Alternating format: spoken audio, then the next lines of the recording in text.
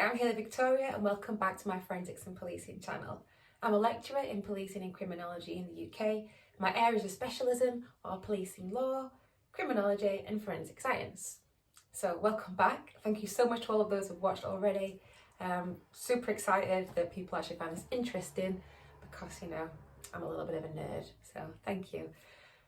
I hope that you've already started the series, you've looked at Lockhart's exchange principle, so I will refer to that, and we've also started looking at other elements of forensic science, and I'm going to continue that today, and we're going to start looking at fingerprint analysis.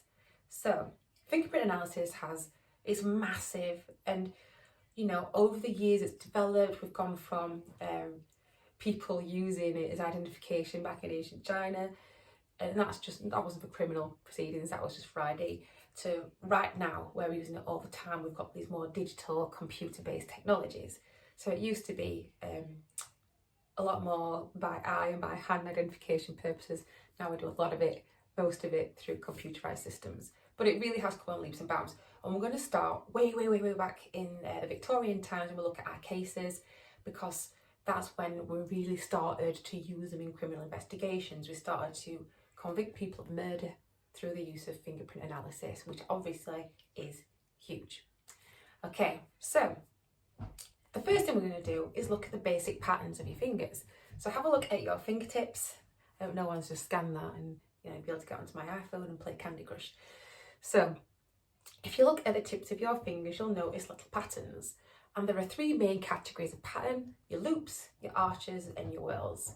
So your loops will come in and do that. Let's have a look if they do that.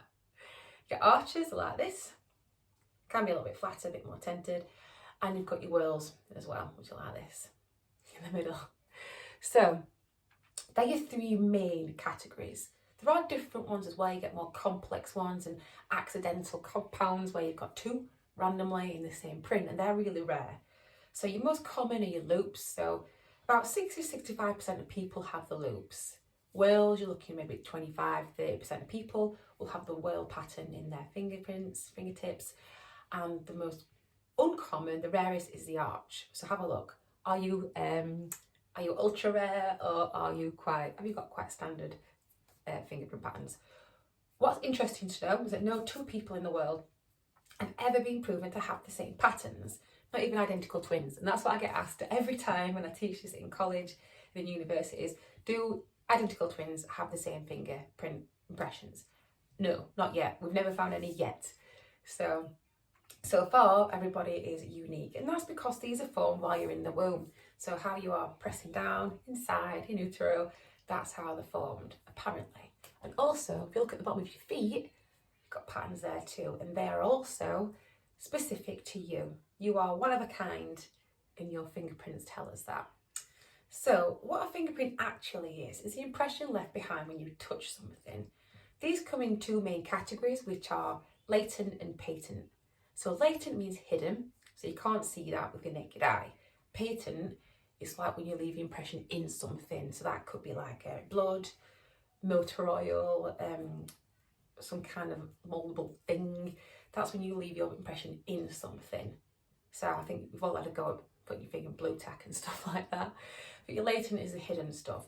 And how we recover these are quite different. So with your latent prints, you generally use some dusting powder, and these do depend on where it is. So if the print's on something like a mirror or on a black surface, you use an aluminium powder, generally like a camel hair or even synthetic kind of zephyr brush or something, to lightly dust over those patterns.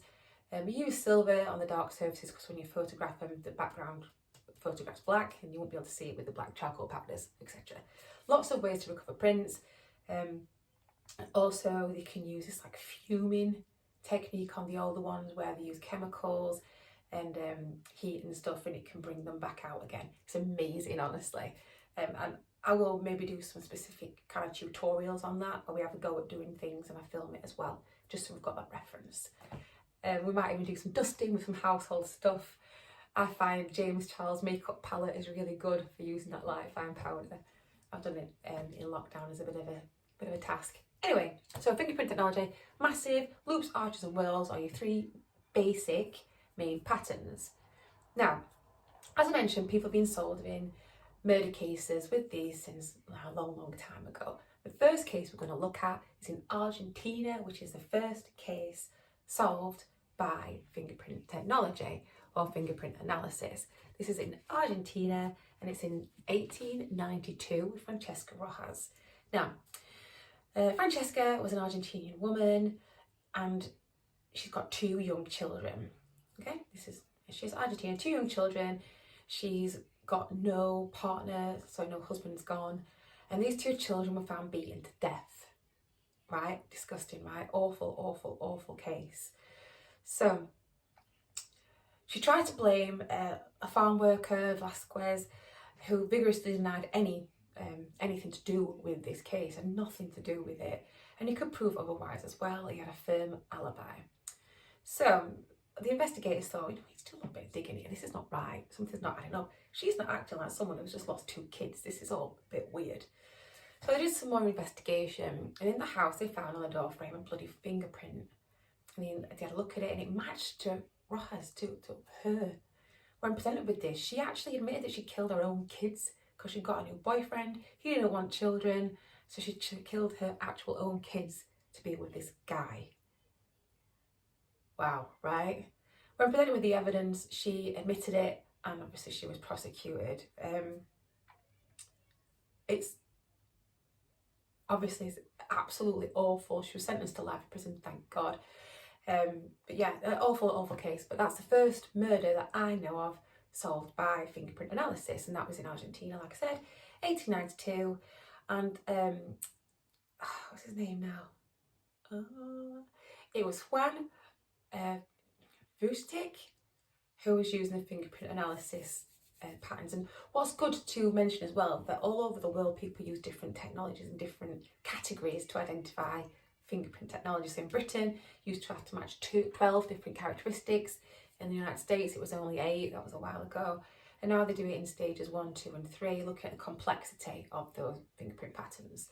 The next case I'm going to talk about is the Stratton Brothers. So Albert and Alfred Stratton, who were convicted of murdering Anne and Thomas Farrow, and that was back in, I think it's about 1903. That was in England. This is a botched robbery, really, really gone wrong. So this shop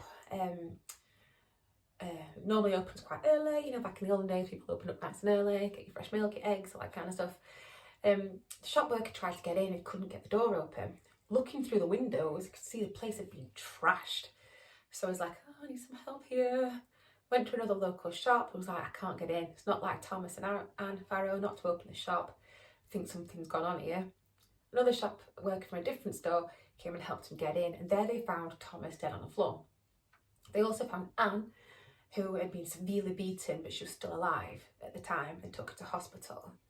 So when the investigators arrived, they could see that there'd been a disturbance, but it hadn't been a forced entry, and it looked like definitely a robbery gone incredibly wrong. What they also found at the scene were some like stocking balaclavas had made out of some tights, which now you'd be like, oh, forensic opportunities here, right? Hair, fibres, DNA all over it. But back then, we didn't have all the technology. So we're going to look at what they did have, which was an identification via thumbprint, actually. Again, thumbs, right? So there was a cash box they found, and they found like a greasy smudge, which under investigation turned out to be fingerprint, which matched, but were very, very similar to one of the Stratton brothers. They were also seen running away from that area. Positive identification from another member of the public who didn't originally want to speak out because these were notorious bad eggs in their area. Anyway, found guilty and they were hanged.